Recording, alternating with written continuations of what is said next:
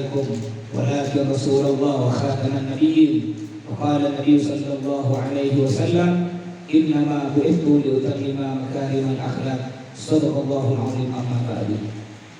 Yang saya hormati para alim ulama, para sesepuh atau para tokoh-tokoh masyarakat, khususnya terhormat Ustaz Imam Syafi'i, juga wali kita Ustaz Umar Haki, juga sesepuh para bapak haji Bubu Hajah, yang terhormat juga Sahibul Bait Sahibul Hajah, yaitu Bapak Haji Aryo, sama dengan datuk saya. Saya punya datuk namanya Aryo, asli dari Demak. Pernah menikah dengan nenek saya orang Madura. Nah, jadi itu masih ikat orang Jawa. Datuk saya namanya Aryo bin Sastro. Alhamdulillah sampai di rumah Pak Aryo ya. Dan berarti beliau termasuk datuk saya. Yang saya hormati para undangan hadirin hadirat, yang semoga kita hadir di sini dan yang mendengarkan ceramah ini selalu mendapatkan berkah dan rahmat dari Allah Subhanahu wa taala. Pertama-tama mari kita panjatkan puja puji syukur kita kehadirat Allah yang telah melimpahkan rahmat, nikmat, taufik, hidayah dan inayahnya kepada kita.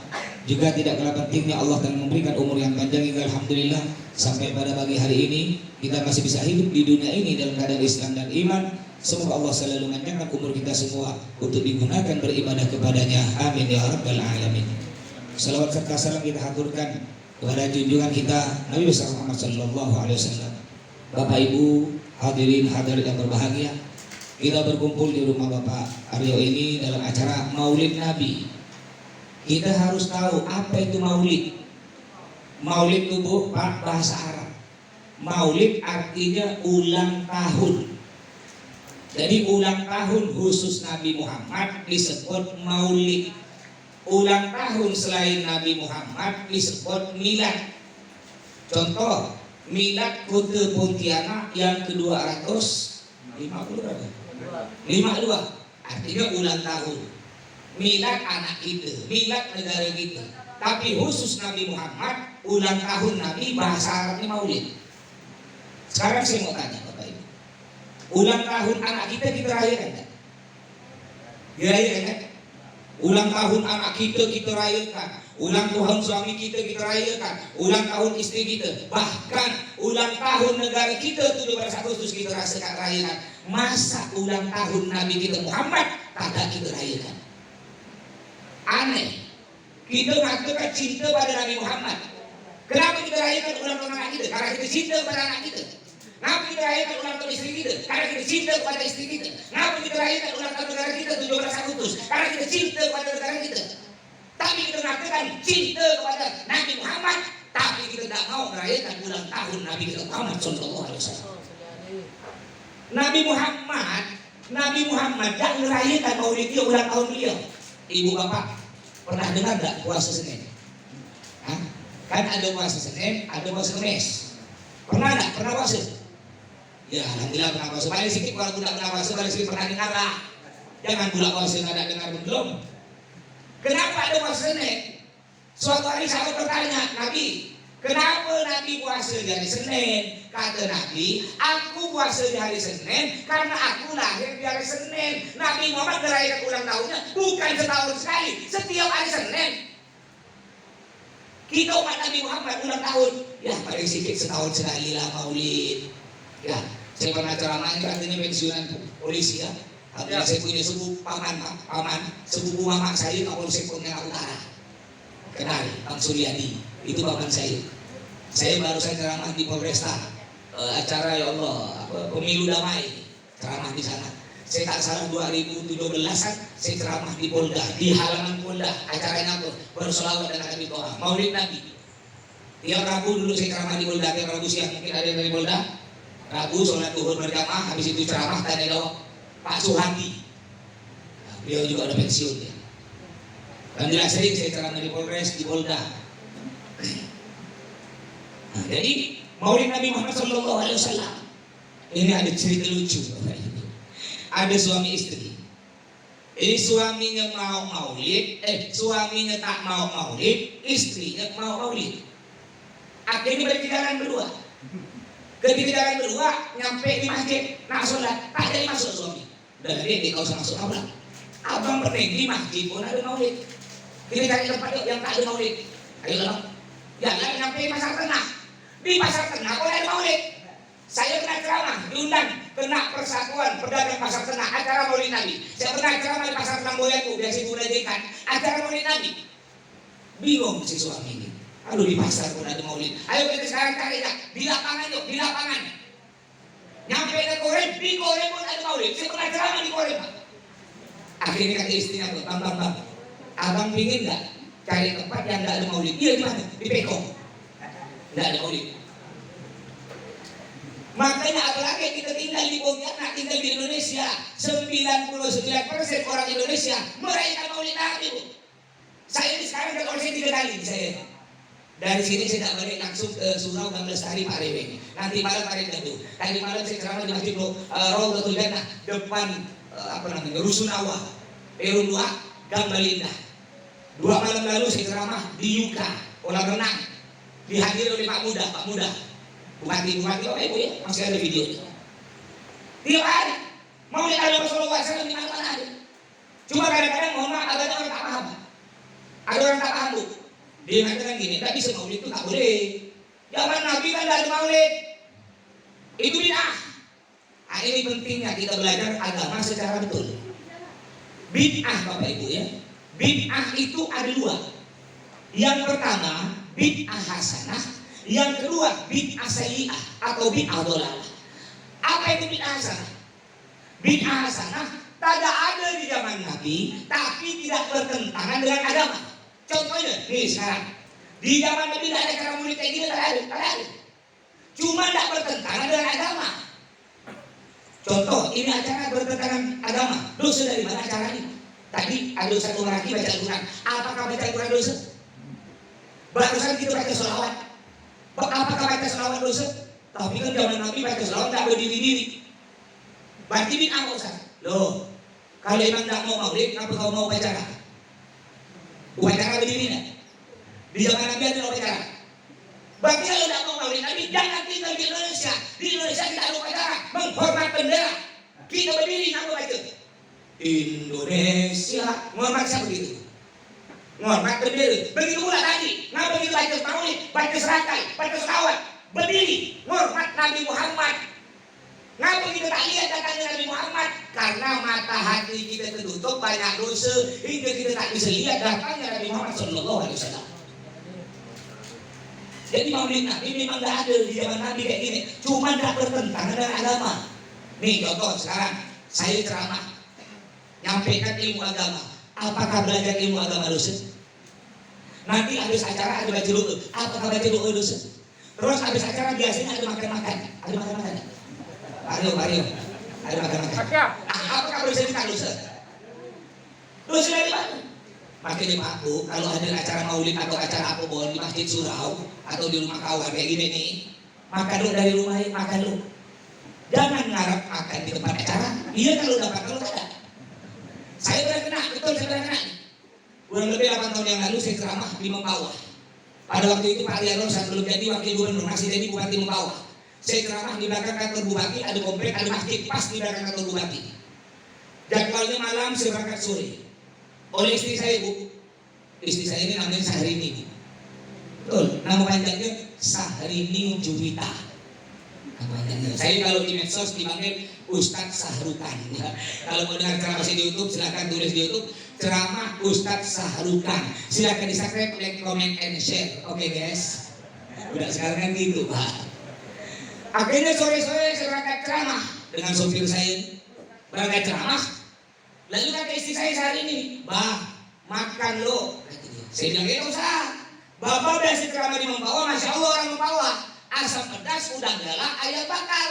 Tenang ya. Kata saya dia kalau dapat, takut tak dapat baik, tenang ya lah. Berangkat saya, kena macet di tol. Nyampe di tempat acara azan Isya. Setelah sholat Isya, ya mulai acara. Itu panitia Masya Allah yang hadir Pak Korea Nursan, ada Bu Wakil Bupati, Pak Kapolres, Pak Danrem, lengkap nih pejabat-pejabat.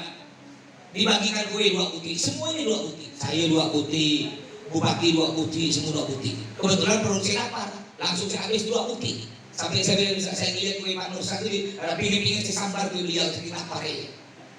Akhirnya acara mulai. Saya ceramah selesai jam 12 malam. Kenapa? Karena terlalu banyak kata sambutan.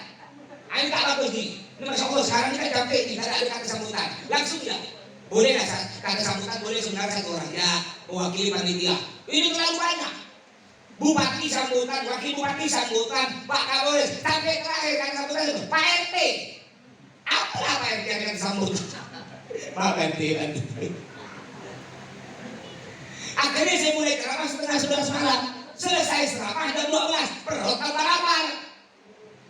Akhirnya selesai ceramah saya duduk, Bapak Ibu saya tunggu lah 5 menit. Biasanya kalau acara di masjid kadang-kadang ada panitia begini, Pak Ustadz, habis ini kita ke rumah sebelah. Biasanya gitu, ke rumah sebelah. Di sini tak perlu rumah sebelah, insya Allah. Ada baik aman. Saya tunggu Bapak Ibu sampai 10 menit. Ini 10 menit tak ada giliran saya ke rumah sebelah. Akhirnya saya pura-pura pamit kepada dia. Pak, saya nak pamit. Kata panitia, iya lah Ustaz, udah. Berarti aku tak dapat makan. Akhirnya saya balik, saya makan di terminal Membawa. Nyampe di rumah, saya cerita ke istri saya. Apa dia, aman tau. Aku bilang mau makan loh. Beda cara maulid Nabi, itu bid'ah ada 2. Ada bid'ah hasanah yang pertama tadi, tidak ada di zaman Nabi, tapi tidak bertentangan dengan agama Islam. Yang kedua ini bid'ah sayyi'ah atau bid'ah dhalalah, tidak ada di zaman Nabi dan itu bertentangan dengan agama Islam. Contoh, diskotik zaman Nabi tidak ada dan itu dosa, boleh itu bubarkan. Apalagi contohnya party bidat, judi online, sekarang budak-budak muda banyak Pak. Apa namanya? Slot ya. Itu haram. Narkoba, tidak ada zaman Nabi. Atau acara maulid Nabi, ini contoh bid'ah yang dosa. Acara maulid Nabi, habis baca selawat, lalu undang artis joget-joget di sini. Jelas haram bid'ah yang haram. Atau acara maulid Nabi, kenapa Aryo diberi arak putih segelas. Itu udah jelas tidak haram. Jadi intinya gimana Bapak Ibu? Selama itu tidak bertentangan dengan agama, walaupun tidak ada zaman Nabi, itu hukumnya tetap halal, boleh dan berpahala. Ingat, tidak semua yang pada ada zaman Nabi kita katakan bid'ah. Kalau kita katakan semua yang pada zaman Nabi kita katakan bid'ah haram, banyak. Contohnya apa? Al-Quran. Yang Bapak Ibu baca Al-Quran, di zaman Nabi tidak ada. Sahabat datang kepada Nabi Muhammad, Nabi, izin Nabi, ya, kami mau membukukan Al-Quran. Kata Nabi, tak boleh. Kenapa Nabi melarang? Karena pada waktu di zaman Nabi, Al-Quran sudah ada di hati dan di otak para sahabat. Udah hafal di luar kepala. Baru ketika Nabi Muhammad meninggal dunia, di zaman Sayyidina Utsman, Al-Quran dibukukan hingga sekarang. Apakah kita mengatakan Al-Quran itu bid'ah karena ada ajaran Nabi, sedangkan kita baca Al-Quran? Contoh lagi, di sini biasa ada yang baca hati kan, hati Jumat. Banyak nggak baca? Orang baca hati pegang kertas, ada? Pegang teks. Kalau betul-betul kita ikut Nabi Muhammad kalau baca khutbah tidak pernah pegang teks. Berarti bid'ahnya pegang teks haram. Apalagi contoh berdakwah lewat media sosial. Zaman Nabi tidak. Jadi intinya gimana? Selama tidak bertentangan dengan ajaran Islam, boleh-boleh saja. Saya Bapak Ibu, saya pernah sholat di satu masjid. Ketika berangkat ceramah, saya singgah sholat maghrib di satu masjid. Ini imamnya ada pakai bismillah. Biasanya kalau umumnya orang jadi imam, apalagi orang-orang Indonesia, Allahu Akbar, Bismillahirrahmanirrahim, Alhamdulillahirabbil alamin. Ini saya sholat, imamnya tak pakai bismillah. Allahu Akbar, Alhamdulillahirabbil alamin. Setelah sholat, saya tanya, maaf Pak Ustaz, kenapa Pak Ustaz tak baca bismillah? Alhamdulillah, dulu saya baca bismillah. Sejak saya umroh ke Mekah, alhamdulillah saya dapat hidayah. Maksud apa? Saya ketika di Mekah itu imam masjid semua ini tak baca bismillah. Padahal kalau kita dengar betul-betul Imam Sudes itu baca bismillah, cuma tidak nyari. Begini nih kalau di Mekah, Allahu Akbar, Bismillahirrahmanirrahim, Alhamdulillahi Rabbil Alamin. Cuma karena dia tak dengar, nak bergaya ikut. Nyampe Pontianak, Alhamdulillah, saya dengar di Mekah tidak baca Bismillah. Lalu saya tanya, Pak, Bapak berapa kali ke Mekah? 1 kali. Saya bilang, Pak, saya haji 3 kali. Umroh tidak tahu berapa ratus kali lah. Alhamdulillah Pak, saya bulan lalu umroh ya bulan lalu saya bawa jamaah 118. Di antaranya Habib Tuhal Jufri. Saya baru datang 6 hari yang lalu bawa jamaah 59, 6 hari yang lalu. 2 minggu lagi tanggal 16 November saya berangkat lagi bawa 51 jamaah. Desember berangkat lagi, paling banyak nanti tanggal 26 Januari saya target 400 jamaah. Satu pesawat saya booking, ini baru berangkat 270. Mungkin yang mau ikut silahkan. Dengan Buya Yahya. Saya bilang ke dia, Bapak umroh berapa kali? Ke Mekah, kau udah berubah? 1 kali. Saya haji 3 kali, umroh tidak tahu berapa ratus kali. Tapi saya tak berubah. Sampai sekarang saya tak berubah. Ini baru ke Mekah 1 kali, gimana kalau 10 kali? Jangan-jangan tidak sholat. Makanya inilah pentingnya kita belajar ilmu agama secara dalam, Bapak Ibu. Yang mau maulid sila, yang tak mau tak apa, yang penting jangan nyalahkan orang yang mau maulid. Kita dari dulu masih ribut tentang maulid, sedangkan orang Amerika udah pandai buat pesawat. Kita masih ribut tentang kunut, sedangkan saudara kita di Palestina banyak dibunuh. Makanya ayo kita umat Islam harus bersatu, jangan terpecah belah. Jadi intinya yang mau maulid sila, yang tak mau enggak apa-apa. Tapi ingat, jangan menyalahkan orang yang mau maulid, karena kita semua sama-sama punya dalil. Ini di Pontianak sekarang ada aliran macam-macam, Bapak Ibu. Saya kemarin minggu lalu saya tahlilan di Siantar. Setelah tahlilan, ini ada orang di samping saya. Dia bilang gini, Pak Ustaz, Alhamdulillah. Alhamdulillah Pak Ustaz, saya 2 tahun tak ada sholat. Alhamdulillah katanya. Ini pingin sepelein menurut dia. Kita walaupun preman, mabuk, tak ada sholat, tidak mungkin lah kita ngomong Alhamdulillah. Ini dia ngomong Alhamdulillah. Saya bilang, Bapak istighfar. Ya aku mulai istighfar, Ustaz, apa salah saya? Loh kan Bapak ngomong Alhamdulillah tak sholat 2 tahun. Alhamdulillah Pak Ustaz, saya dapat guru baru, saya dapat hidayah. Guru saya mengatakan, Pak Ustaz, tidak wajib sholat, cukup ingat. Ini udah banyak di Pontianak, namanya aliran ma'rifat, aliran tasawuf. Mereka mengatakan tak wajib sholat, cukup ingat. Jadi kalau dengar azan di surau, di masjid, jangan masuk masjid, jangan sholat, cukup begini, ingat, ting, masuk surga. Nyaman. Nabi Muhammad tahu ya, Nabi Muhammad yang kita rayakan maulidnya pada pagi hari ini. Apa kata Allah? Ya Muhammad, sal, tuqta, isfa, usyafa. Yang artinya Muhammad, minta apa saja kau pasti akan kuberi. Muhammad kata Allah, kau pasti masuk surga. Bahkan Muhammad, kau bisa memasukkan orang ke dalam surga semau kau. Berapa tak jumlahnya? Tapi walaupun Nabi Muhammad oleh Allah dijamin pasti masuk surga, saking seringnya sholat kaki beliau sampai bengkak, dan setiap sholat Nabi Muhammad menangis meneteskan air mata, padahal dijamin pasti masuk surga. Dia ni siapa? Tak ada orang jamin masuk surga, berani mengatakan tak wajib sholat, cukup ingat. Yang ada ikut aliran ini ya, yang mengatakan tak wajib sholat cukup ingat, itu kan ada buah-buahan tuh di depan Bapak Ibu ya. Jangan dimakan Bu, lihat gak 3 jam, insya Allah kenyang. Ingat gak ya? Ingat gitu ya. Yang ada kerja bangunan, mulai besok Senin tak usah kerja, tak usah. Berdiri di depan pintu rumah, megang sendok semen, ingat, insya Allah dipecat. Ini macam-macam. Kita yang sholat 5 waktu, belum tentu diterima sholat kita. Makanya Bapak Ibu yang rajin ke surau, yang rajin ke masjid, jangan katakan begini, Pak Ustaz, saya pasti masuk surga. Ngapa pula? Karena saya 5 waktu ke masjid ke surau.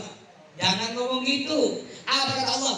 Allah berfirman di dalam Al-Quran, A'udzubillahi minasyaitonir rajim. Fawailul lil musallin alladzina hum an shalatihim sahun. Kata Allah, celakalah orang yang sholat. Kata Allah, orang yang sholat celaka masuk neraka. Apa lagi yang tak sholat? Pak Ustaz, kenapa nggak saya rajin sholat masuk neraka? Iya. Kenapa kata Allah? Alladzina hum an sholatihim sahun. Mereka orang yang lalai dalam sholatnya. Contoh, kita sholat menghadap mana? Menghadap kiblat. Badan kita ngadap kiblat, bayangan kita ada di pasar, hati kita ada di kantor. Bagaimana sholat seperti ini oleh Allah akan diterima? Sholatnya bukan ingat Allah, ingat yang lain. Saya tanya ibu-ibu, bu, ibu percaya nggak tuh? Sholat sambil numis kangkung, percaya nggak? Pernah nggak ibu sholat sambil numis kangkung? Kata siapa tak pernah, apalagi bulan puasa sore-sore, sholat asar. Banyak ibu tuh sholat sambil numis kangkung. Sore-sore sholat asar, bulan puasa. Allahu Akbar. Nanti buka puasa sayur sawi ke sayur kangkung ya. Allahu Akbar. Oh enak sayur kangkung. Sami Allah liman hamidah. Ditumis ke di oseng-oseng ya. Allahu Akbar. Oh enak ditumis campur belacan sedikit kali ya. Assalamualaikum warahmatullahi wabarakatuh. Jadi tumis kangkung. Bagaimana sholat seperti ini oleh Allah akan diterima? Sholat itu bukan ingat Allah, ingat kangkung. Makanya itulah pentingnya sholat berjamaah. Siapa ketua surau sini? Ketua surau, ayo. Saya mau tanya Pak, kalau maghrib berapa sak? Berapa sak? 2-3 sak. Masya Allah, 2-3 sak. Kalau zuhur? 2 sak. 2 sak. Kalau subuh? 1 sak lebih. 1 sak lebih. Kalau subuh mati lampu, hujan deras, angin ribut, berapa sak? 1 sak. Masih ada Allah. Bukan aku kayu. Kadang-kadang nih Pak, dia yang azan, dia yang kamat, dia yang imam, dia yang makmum, dia yang majmu'un. Artinya cuma dia seorang yang sholat. Saya bulan Isra Mi'raj kemarin nih ceramah di Segedong, Pare Cikminah. Pare Cikminah ini dengan santri saya di sopir nih. Pare Cikminah Segedong. Jam 12. Nyampe daerah situ jam 12 lewat 15 menit. Artinya pada waktu itu azan zuhur jam 12. Saya udah lewat jam 12 lewat 15 menit. Saya bilang ke sopir saya, stop, kita cari masjid, sholat. Akhirnya ada masjid di pinggir jalan raya. Ketika saya nyampe di halaman masjid, pintu masjid masih tertutup Pak. Padahal azan udah lewat 15 menit. Pintu tertutup dan kunci pintu itu bergantung di pintu. Oh berarti belum ada yang azan. Saya buka kunci masjid, saya buka pintu masjid, alhamdulillah ketika saya buka pintu masjid, rupanya udah ada 2 ekor jemaah. Bukan 2 orang jemaah, 2 ekor ayam dan kucing masuk dalam jendela. Akhirnya saya membiayai sembahyang, saya sholat sunnah, saya tunggu sampai setengah 1. Karena saya tidak mau sholat dengan santri saya, takut saya disalahkan nanti. Bukan masjid kau berani sholat berjamaah dulu, saya tunggu dulu. Udah sampai setengah 1, ini banyak kak warga di rumah orang. Tak ada orang yang masuk masjid. Akhirnya saya sholat bertiga. Selesai sholat, saya tunggu sampai jam 1 kurang seberapa. Tak ada warga datang. Sampai saya bilang ke santri saya, kau cari timbangan. Untuk apa mas? Santri manggil saya mas. Untuk apa mas? Kita timbang gak masjid, kita jual kiloan. Apa gunanya masjid? Makanya, dengarkan Bapak Ibu yang rumahnya. Kata Nabi Muhammad, orang yang suara azan terdengar sampai ke rumah dia, lalu dia tidak sholat berjamaah masjid, tidak sholat berjamaah ke surau, apa kata Nabi Muhammad? Akan aku bakar rumah kalian. Pertanyaannya, andaikan Nabi Muhammad masih hidup, kira-kira banyak tak rumah bakar sini?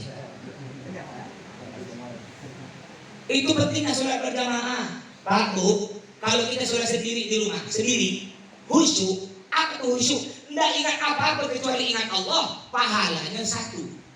Tapi kalau kita sholat sendiri, ngayal kemana-mana, tak dapat pahala, dapat letih. Sedangkan kita kalau sholat berjamaah baca atau surau, imamnya tak ada khusyuk, makmum semuanya tak ada khusyuk, tetap pahala. Ditulis 27 derajat pahala. Kenapa? Karena berkah dari sholat berjamaah. Itu pentingnya sholat. Banyak orang sekarang mohon maaf, gitu juga tak berduit, banyak utang, banyak masalah, kelaingan bini, masya Allah, rajin ke masjid, rajin ke surau. Ketika banyak masalah, jam 3 subuh masuk surau. Tapi ketika sudah kaya, uang miliaran, tanah hektaran, Allah dilupakan. Udah kaya banyak, lupa. Lihat kaya mana kita dengan Nabi Sulaiman. Kan ada lagu tuh Bu, Ibu insya Allah apa lagu dulu tuh. Nabi Sulaiman kaya, tapi beliau sholat.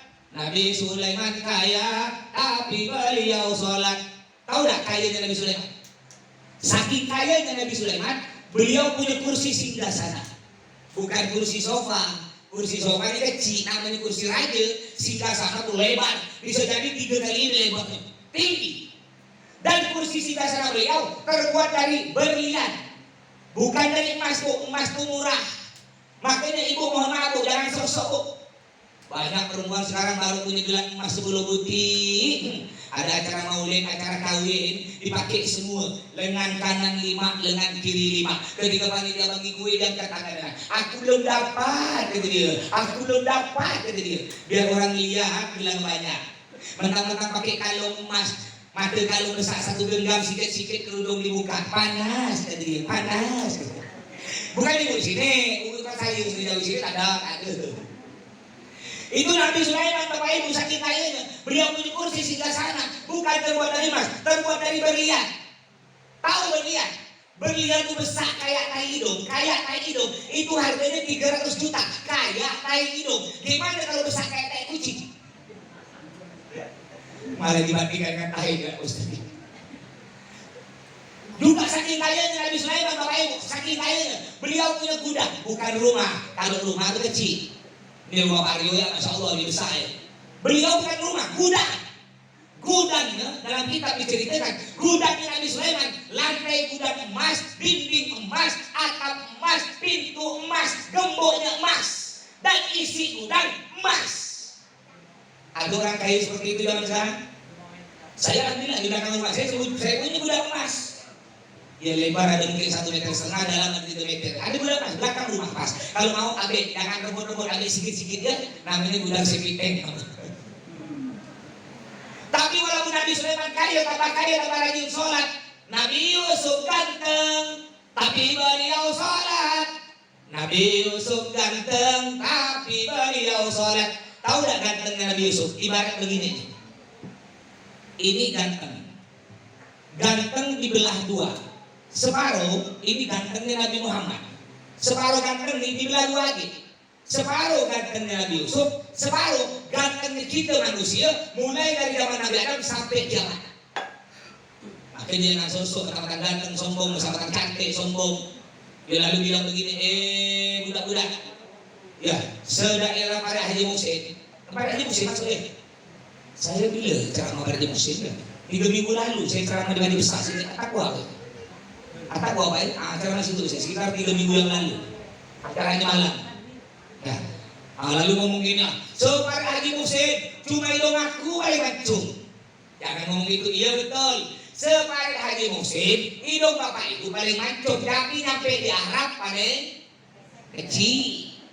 Saya dulu mondok di Arab bapak ibu dengan Habib Kohal Jukri, dengan Buya Yahya. Itu kakak kelas saya. Ketika sebelum saya mondok di Arab, di Yaman, saya merasa di hidung saya paling mancung seperti Arab. Ketika nyampe di Arab, mendarat pesawat, dibuka pintu pesawat, ngelihat hidung orang Arab, astagfirullah, separuh pun hidung saya tak nyampe. Saya pikir-pikir, ngapa orang Arab hidung mancung-mancung ya? Lama-lama saya pikir, akhirnya saya dapat jawaban. Kenapa orang Arab hidung mancung-mancung? Karena orang Arab kalau nangis ditarik. Kan gitu. Kalau orang Pontianak nangis bukan ditarik, ditekan. Mancung ke dalam. Makanya jangan sombong-sombong bu, bapak mentang-mentang ganteng sombong, mentang-mentang ganteng sombong, masya Allah. Banyak bu ya, istri kita sekarang nih pak, nggak ikut istri Nabi, bu. Ini istri Nabi yang diterayakan maulid ini perlu diikut oleh ibu-ibu. Istri Nabi bu, kalau keluar rumah ada bercantik-cantik, ada berdandan, ada wangi-wangi. Gicu pun tak pakai, bedak pun tak pakai, tak ada berdandan, jelek. Tapi kalau di dalam rumah, di dalam kamar dengan Nabi Muhammad, masya Allah, bedak semua dipakai, wangi. Sedangkan istri kita terbalik. Kalau keluar rumah ya Allah, sehari ini pun kalah. Bedak 3 senti. Lihat dah ibu-ibu tu pak, lihat muka mengkilat. Kan orang Pontianak glowing lah ya, sampai-sampai ada pantun, nasi kuning dalam kelambu, muka glowing, kaki berdebu. Itu istri kita pak. Keluar rumah cantik, tapi dalam rumah ya Allah, dalam rumah. Kadang-kadang dalam rumah cuma berkemban-kemban. Kadang-kadang cuma pakai kotang, dalam tadi kotang lepas sebuti. Jalannya dalam bolong 3 buti. Dalam rumah kadang-kadang kita balik dari masjid Pak, mengharap mudah-mudahan aku disambut oleh istriku yang wangi. Tapi apa yang terjadi Pak? Ketika kita cium rambut istri Pak, bau ketombe, cium mulut bau petai, cium leher bau kalpanak, di balik badan baunya tanah. Lalu bapak tak jadi nyium. Ketika bapak tak jadi nyium, istri bapak protes, Bang, aku lihat-lihat sekarang kau udah mulai berubah Bang ya. Dulu ketika baru-baru kawin Bang, setiap kau datang kau langsung cium aku, langsung kau peluk aku Bang. Tapi ngapa akhir-akhir ini kau udah berubah Bang? Kau tak pernah cium aku lagi Bang. Apakah kau tak sayang Bang? Apa kata suami? Bukan aku tak sayang, kau bau. Makanya bercakap-cakap, ingat, bercakap-cakap di dalam rumah, bukan di luar rumah. Contoh istri Nabi Muhammad SAW. Nih, Nabi Muhammad, kalau beliau balik dari mana pun, dari kerja, Nabi Muhammad juga kerja Pak. Nah, makanya sebaik-baik kerja adalah kerja yang dihasilkan oleh tangan sendiri. Nabi Muhammad berdagang, Nabi Muhammad bertani, bukan? Nabi nanam kurma. Makanya yang pernah ke Mekah, pernah dengar nggak kurma Nabi? Ternyata warna apa tuh? Warna hitam, bentuknya bulat atau lonjong? Agak bulat. Kenapa disebut kurma Nabi? Karena pertama kali yang nanam Nabi Muhammad. Itu kurma paling mahal. Sekilo bisa paling bagus, yang paling bagus sekilo harganya 600.000. Ada juga yang murah harganya 100.000. Bahkan ada kemarin harganya murah 1 kilo 50.000, tapi keras kayak batu. Itu bagus Pak. Kalau Bapak haji, umroh, mudah-mudahan sudah sampai ke Mekah ya. Yang udah sampai, mudah-mudahan sampai lagi. Kalau Bapak umroh, atau boleh beli di Pontianak, belilah kurma Nabi warna hitam. Ya, kata orang Arab kurma ajwa atau kurma Nabi. Nabi bersabda begini, yang artinya begini. Barang siapa makan kurma Nabi itu 7 butir, Allah lindungi dari sihir, santet, renung. Bukan apa sekarang orang kalau memusuhkan kita, bencikan kita, tak berani dari depan, main belakang. Ini bahaya nih. Ibu harus percaya Pak, ilmu santet itu ada Pak dalam Al-Quran. Kalau kita tidak percaya, pasti kita murtad, tidak percaya Al-Quran. Dalam Al-Quran ada ilmu santet, bahkan saking hebat ilmu santet disebutkan dalam Al-Quran oleh Allah, wa yufarriquna bainal mar'i wa zawji. Ada ilmu santet bisa menceraikan suami istri. Umpama ada orang benci bapak ibu, lalu dia pergi dukun. Ini ada dukun, ada ilmu santet, saking hebatnya dalam Al-Quran ini diceritakan oleh Allah, suami istri bisa dicerai karena dia. Makanya ada pepatah, cinta ditolak, dukun bertindak. Ini memang betul dalam Al-Quran ada. Nah, kita cukup makan kurma ajwa 7 butir, Allah lindungi dari santet. Maka mahal di toko oleh-oleh biasa harganya paling murah ada 300.000 Pak. Ah, boleh, saya 2 minggu lagi berangkat lagi, kalau nitip boleh. Nitip, kalau nitip saya belikan yang 300.000, tapi dengan ongkos jadi 600.000. Aku ada koper saya. Kalau ingin zam-zam saya banyak zam-zam di rumah. Zam-zam kalau saya jual di kantor, ya travel nih, ini travel apa nih? Travel Musdalifah. Mungkin yang pernah pakai Musdalifah ya? Ada Bu? Nah, yang punya ini paman saya, bukan punya saya. Punya paman saya, cuma separuh saham punya abah saya, punya bapak saya. Itu kalau zam-zam 1 botol ini kita jual di kantor 100.000 di kantor. Tapi kalau bapak ibu mau zam-zam ke rumah silakan. Ya, saya beri 2 botol ini, tapi campur air hujan sedikit. Bapak bu, kalau ceramah suka gurau ya. Nah, di mana-mana saya ceramah suka gurau. Kenapa? Kalau nggak ada gurau nanti bapak ibu ngantuk. Kalau ngantuk bukan dapat ilmu, dapat air 1 gelas. Saya juga kemarin ada ceramah dekat ke sini nih. Surau Al-Khair Milenial, Pare Tengkorak. Nah, Pare Tengkorak.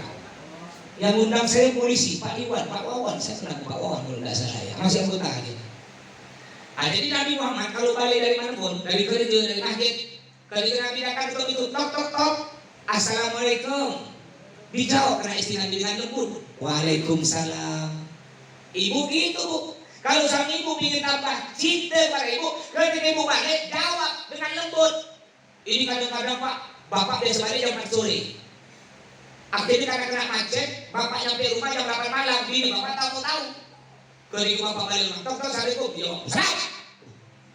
Apa tersebut Pak? Makanya Bu, menurut penelitian, lebih banyak suami mati dulu daripada istri. Betul?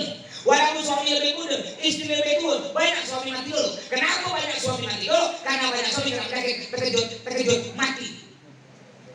Makanya ibu kalau ingin suami ibu banyak umur, jangan bikin terkejut. Cara jawabnya gini Bu ya. Cari jawab salam suami, biar suami ibu tambah sayang. Ketika suami ibu datang, tok tok assalamualaikum, ibu jawab begini, biar tambah sayang. Waalaikumsalam, gitu ya. Itu tambah sayang.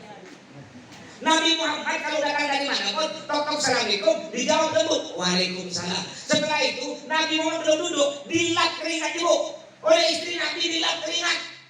Bapak jujur pak, jujur. Dari mulai dulu bapak kerja sampai sekarang, datang ke rumah pernah tidak dilap keringat pak? Ibu jujur bu, ibu pernah tidak dilap keringat suami? Pas di depan itu.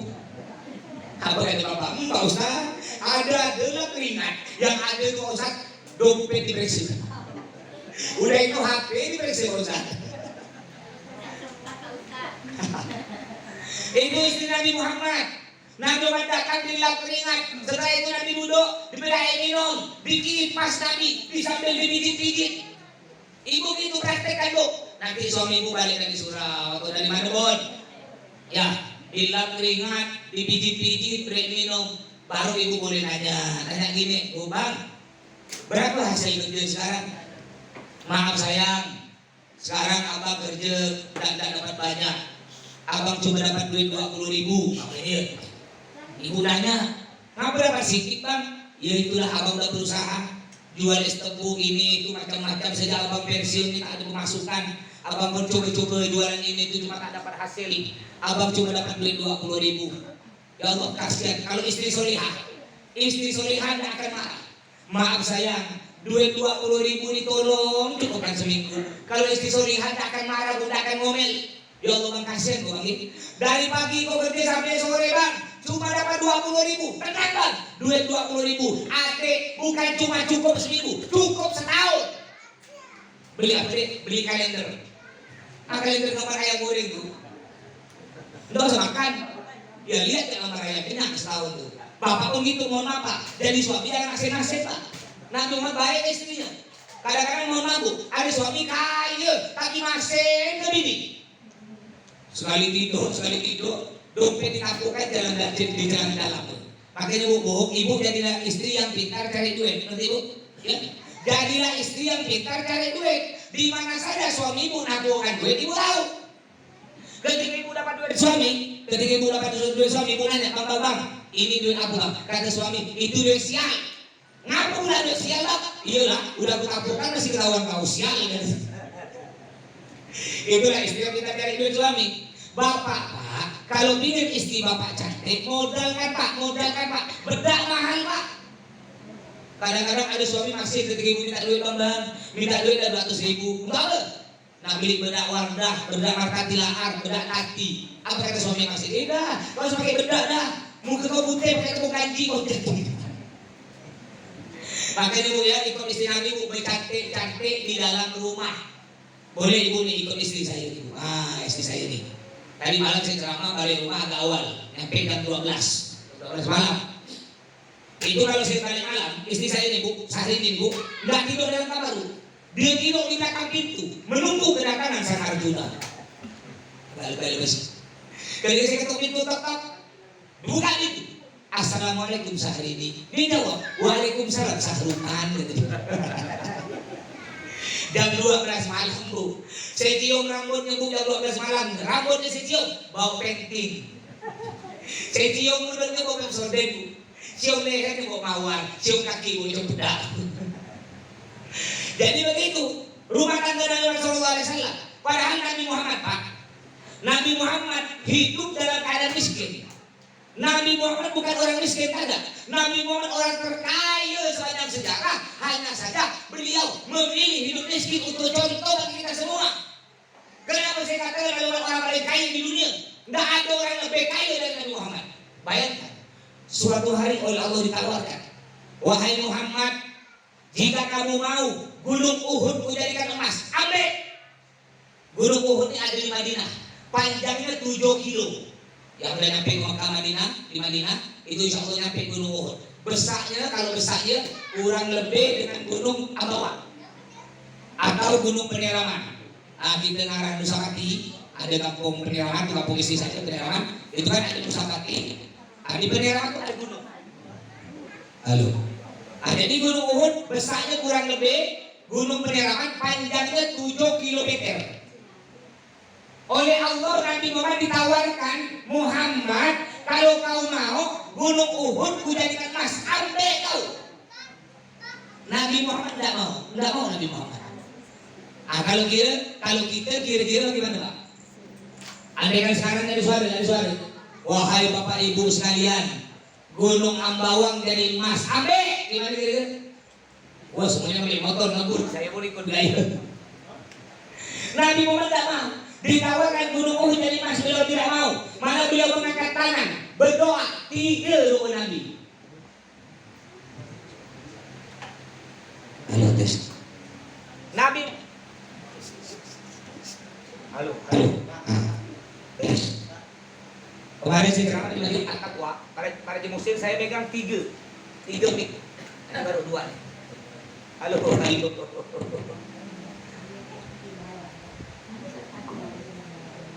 Halo. Jadi Nabi Muhammad oleh Allah ditawarkan Gunung Uhud jadi emas. Kenapa pegang 2 Pak? Halo. Oh iya. Jadi oleh Allah Nabi Muhammad ditawarkan Gunung Uhud jadi emas, beliau tidak mau. Malah beliau berdoa mengangkat tangan. 3 doa Nabi. Apa kata Nabi? Allahumma ja'alni miskinan wa amitni miskinan wa hsyurni fi zumratil masakin. Yang artinya apa? Ya Allah, jadikan aku orang miskin. Nabi Muhammad itu tiap habis sholat doanya, ya Allah, jadikan aku orang miskin. Kira-kira Bapak Ibu pernah ada doa gitu? Pernah? Tak mungkin kiamat kalau doa gitu tak ada. Itu tak mungkin doa gitu Pak. Doa kita saya hafal doa Bapak Ibu ini saya hafal. Apa doa? Ya Allah, jadikan saya orang paling kaya suku Buraya. Jadikan saya bos sawit, jadikan saya bos walet, ya Allah, bos keraton. Tidak apa-apa, itu doa bagus. Cuma ingat, kalau sudah kaya, jangan lupa masjid dan musola. Kalau sudah kaya, jangan lupa anak yatim, fakir miskin dan janda tua. Mohon maaf, banyak orang sekarang ini tambah kaya, bukan tambah baik, bukan tambah dermawan. Banyak orang sekarang tambah kaya, tambah masin. Memang itu penyakit orang kaya. Kata datuk-datuk gitu, kata orang Pontianak ya. Kata datuk-datuk gitu zaman dulu, tanda orang masin, ya, dia tahu. Tanda orang masin, tengkuknya masuk ke dalam. Coba pegang. Dipegang betul, dipegang betul. Ya kata orang zaman dulu ya, tanda orang masin, tengkuknya masuk ke dalam. Tapi saya punya kawan, tengkuk jempol keluar, masin naudzubillah. Jadi tak menjamin kan. Makanya jangan kita nak masin-masin, Pak Bu. Ya, di Pontianak orang kaya harta banyak. Tapi yang paling banyak kita cari orang yang kaya hati. Saya ini punya santri saya sekarang 627. Ya alhamdulillah yatimnya yang saya gratiskan ada dengan mualaf 97 orang. Silahkan Bapak mau main-main, mungkin di sini ada baju-baju tak dipakai tuh. Sila kirim, mungkin ada baju tak dipakai, duit tak dipakai, motor tak dipakai. Sila kirim. Terima. Pesantren saya di belakang Bapak Ibu tahu tak mitra Anda? Tahu kan Antonius? Kan di depan Antonius ada Masjid Al-Falah besar, pas di belakang masjid. Nah itu kesusun. Ini rumah paman saya yang pemilik Travel Musdalifah. Ini pesantren saya di rumah saya. Namanya Pondok Pesantren Al Jihad. Silakan buka di Google. Ya. Alhamdulillah banyak putra putri polisi yang banyak. Ada putranya Pak Untung. Pak Untung Intel ada di situ, ada juga saya Polantas, ada belasan orang anak anggota Pak alhamdulillah mondok di sana. Ya, silakan mau main-main. Kadang-kadang ada orang biasa ulang tahun, anaknya ulang tahun atau dia ulang tahun dirayakan di sana. Bawa makanan dirayakan dengan anak-anak yatim, ya dengan para santri. Sampai-sampai saya dulu di Amak ada orang masya Allah, ya ini orang kaya, bawa KFC. Semua santri pada waktu itu santri masih 400. Semua santri diberikan KFC. Merayakan ulang tahun. Akhirnya dia ini nanya salah satu santri yang anak yatim. Ada anak yatim piatu, orang tak punya dipanggil kecil. Gimana enak? Makan KFC enak. Udah berapa kali makan KFC? Enggak pernah. Hah? Seumur hidup tak pernah. Nangis. Ya, bukan 1 2, banyak Pak. Ya namanya rata-rata santri itu kan banyak. anak yatim yang tak mampu, yatim piatu pun banyak. Silakan Bapak Ibu, mungkin mau main-main silakan. Jadi jangan lupa, banyak orang sekarang ini Pontianak, orang kaya harta tapi miskin hati. Saya kan sekarang sedang bangun pesantren putra, dulu kan? Ya baru 50%, dulu kan mudah-mudahan cepat selesai. Kadang-kadang saya nelpon. Namanya kita berusaha kan minta bantuan orang ini. Saya nelpon ke orang kaya sekali Bapak Ibu, sangat kaya. Karena punya beberapa usaha. Dalam hati saya, ya, saya terus Assalamualaikum, salam. Begini saya sedang bangun pondok putra, yang mungkin ente mau beramal, ayo sama-sama kita ke surga yuk. Ya, siap Ustaz, nanti saya transfer. Dalam hati saya, ini paling 40 nih Pak, 40 juta dalam hati saya nih.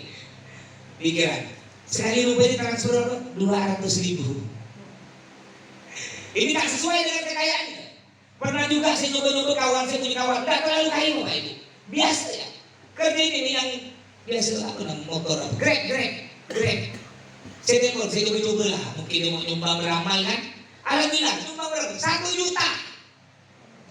Jadi orang tidak pasti kaya harta banyak, yang kaya dicari orang yang kaya hati. Makanya Bapak Ibu jangan takut. Tidak ada cerita orang dermawan bangkrut, tidak ada. Kalau emang ada, beritahu saya beri hadiah Bapak Ibu.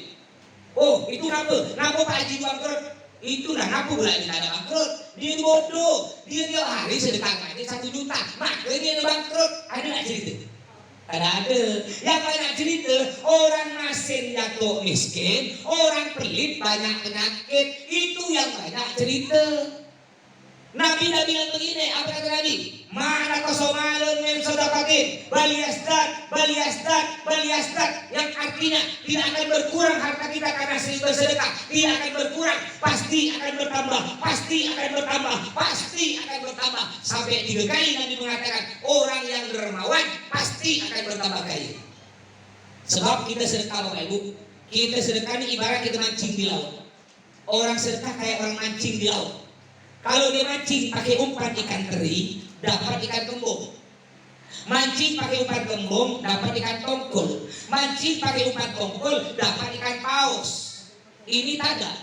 Kita mancing pakai umpan ikan teri, pingin dapat ikan paus. Ya mana boleh ikan paus nampak ikan teri terlalu kecil. Begitu pula kita, penghasilan sebulan 10 juta.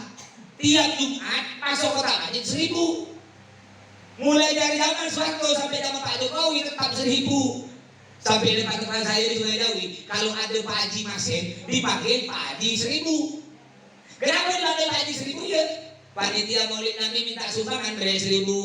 Acara 17 Agustus nyumbang 1.000. Acara tahun baru Islam nyumbang 1.000. Akhirnya orang manggil dia Pak Haji 1.000. Ada kehidupan Sungai Jawi, kalau ada Pak Haji Masin dipanggil Pak Haji Estrajos. Tahu nggak gambar Estrajos? Begini. Dendam tak lepas-lepas.